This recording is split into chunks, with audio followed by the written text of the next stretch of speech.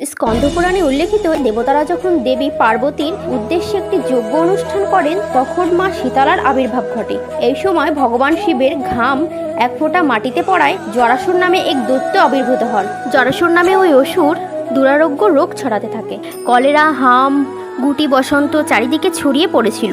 কোনো হাকিম কবিরাজ এই রোগের নিরাময় করতে পারছিল না। জরাসুরের এই সন্ত্রাসে মহাদেব ও পার্বতী ভীষণ চিন্তিত হয়ে পড়ে। তখন পার্বতী ঋষি কাত্যায়নের কন্যারূপে মর্তে অবতীর্ণ হন।